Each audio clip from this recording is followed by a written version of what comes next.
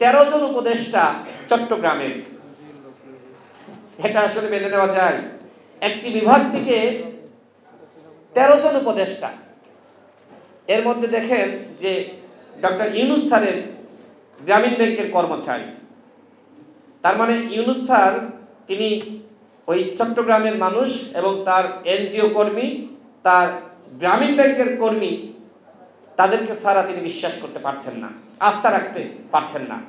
ঠিক একইভাবে শেখ হাসিনাও কিন্তু ওই গোপালগঞ্জের মানুষ ছাড়া বিশ্বাস করতে পারতেন না। তাহলে পার্থক্য কোথায়? এই যে আত্মীয়করণ, এই যে নিজেকে উচ্চ পর্যায়ে বসানো, আজকে এই হচ্ছে এই সরকারের চরিত্র। এই সমালোচনা কি আমরা শুধু করছি? দেখেন, একটি সামাজিক যোগাযোগ মাধ্যমে একটি পোস্ট হাসনাত এবং সার্জিস দিয়েছেন যে একটি বিভাগ থেকে, চট্টগ্রাম বিভাগ থেকে 13 জন উপদেষ্টা। আপনি এনজিও সেক্টরে যাদের অভিজ্ঞতা, তারা তো ওই কিস্তি মানে টাকা তুলছে আর ঋণ দিচ্ছে, তাই না? এদেরকে দিয়ে আপনি এখন রাষ্ট্র সংস্কার করাবেন? রাজনৈতিক দলগুলোর সাথে ন্যূনতম আলোচনা করার প্রয়োজন তারা মনে করেনি। তাহলে কি হচ্ছে? আমাদেরকে তোরাই কেয়ার করছে, দলগুলোকে অবহেলা করছে, সংলাপের নামে নাটক করছে। 2 মিনিট 3 মিনিট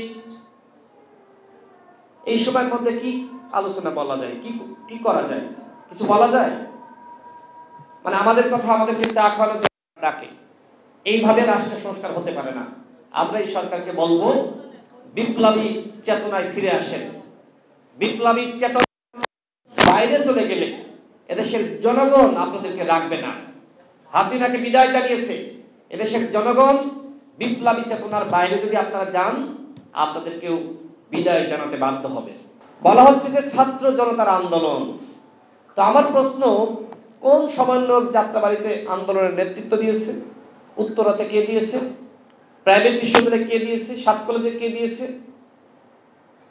আমরা তো সমন্বয়কদের ওই সময় মাঠ দেখিনি।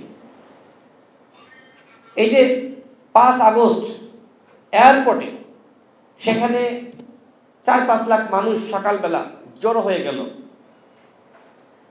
সংগঠিত শক্তি ছাড়া এভাবে জড়ো হওয়া সম্ভব? কারা উপদেষ্টা নিয়োগ দিচ্ছে? কারা সরকার চালাচ্ছে? কি হচ্ছে? কোথা থেকে কি বানিয়ে আসছে আমরা কেউ কিছু জানি না। এইভাবে রাষ্ট্র সংস্কার হতে পারে না বন্ধুগণ। রাষ্ট্র সংস্কার করতে হলে সবকিছু ওপেন হতে হবে, সবকিছু প্রকাশ্য হতে হবে। গোপন চুক্তি করে গোপনীয়ভাবে 2-5 জন সিদ্ধান্ত নেবেন আর আমরা সেটি মেনে নিব, সেটি হতে পারে না। 2-1 জন ছাত্রকে নিয়ে আর 2-1 জন এনজিও কর্মীকে নিয়ে আর আপনার আশপাশের 2-5 জন মানুষকে নিয়ে আপনি সিদ্ধান্ত গ্রহণ করলে সেই সিদ্ধান্ত আমরা মানব না। স্পষ্টভাবে বলছি, সবাইকে নিয়ে সিদ্ধান্ত নিতে হবে, সবাইকে নিয়ে চলতে হবে। এককভাবে আপনি সিদ্ধান্ত নিতে পারেন না। আমরা সেইভাবে আমরা সবকিছু হতে দিব না। আমরা চাই একটি গণতান্ত্রিক বাংলাদেশ। সেই বাংলাদেশে সবার মতামত নিয়ে আপনাকে চলতে হবে, কাজ করতে হবে।